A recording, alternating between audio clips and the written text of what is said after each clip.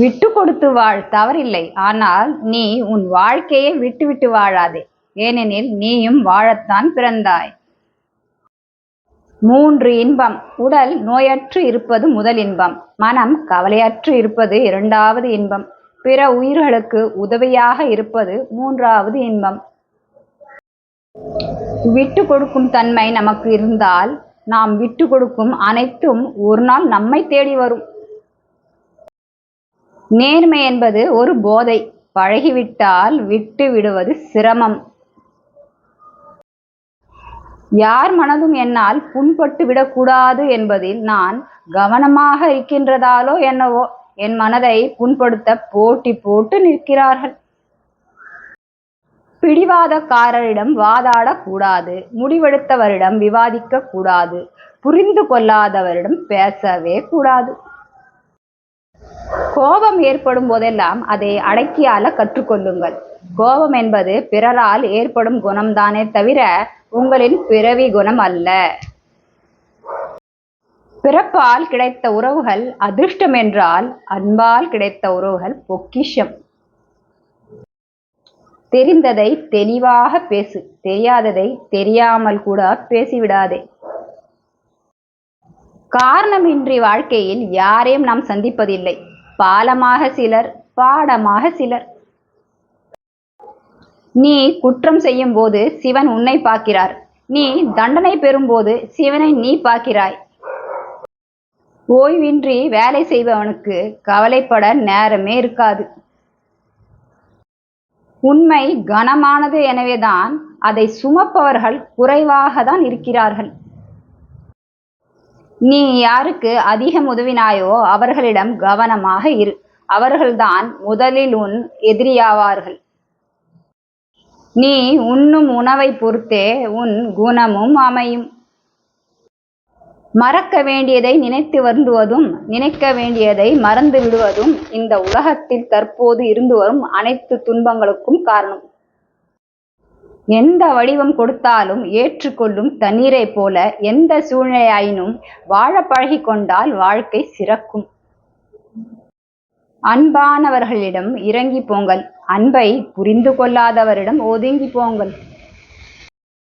நாம் எல்லோரும் செய்யும் ஒரே தவறு நம்மை விட்டுவிட்டு பிறரை திருத்த முயல்வதுதான். மது புகை இல்லாமல் நம்மால வாழ முடியும்.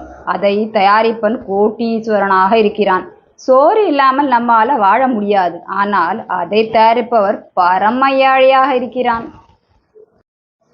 உன் உள்ளத்தில் சிவமென ஒளி ஒளித்தால் உன் வாழ்வில் இன்பமென ஒளி எரிவது நிச்சயம். நாளைய பொழுது மறைக்கப்பட்டதாகவே இருக்கிறது. அதனால்தான் இன்றைய பொழுதிற்குள் நான் மகிழ்வாக இருக்கிறேன். ஒன்றை சிந்தித்தவுடன் கவலை வருவது சாத்தியம் என்றால் வேறொன்றை சிந்தித்து மகிழ்ச்சி அடைவதும் சாத்தியமே. வெற்றி பெற காது கொடுத்து கவனமாக கேளுங்கள். குறைவாக பேசுங்கள்.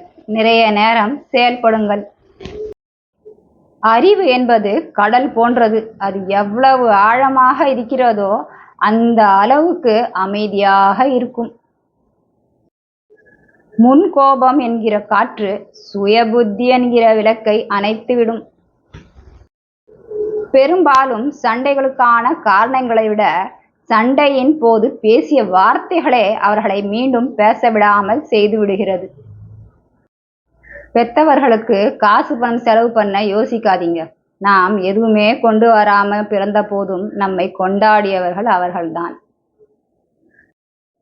ஓடி ஓடி எவ்வளவு கோடி சேர்த்தாலும் சரி, தாயிடம் பாச கடனையும் தந்தையிடம் வளர்த்த கடனையும் அடைக்கவே முடியாது.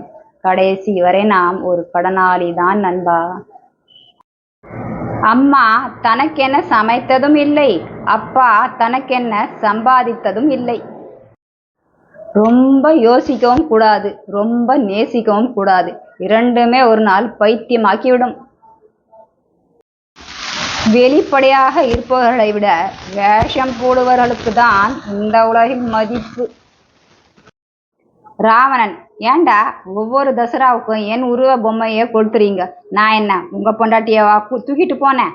ஒருவர் ஏன் தூக்கிட்டு போலேன்னு தாண்டா கொளுத்துறோம். ஒருவருக்கு உதவுவதன் மூலம் இவ்வுலகை உன்னால் மாற்றிவிட முடியாது. ஆனால் ஒருவருக்கு உதவுவதன் மூலம் அவருடைய உலகத்தை உன்னால் மாற்ற முடியும்.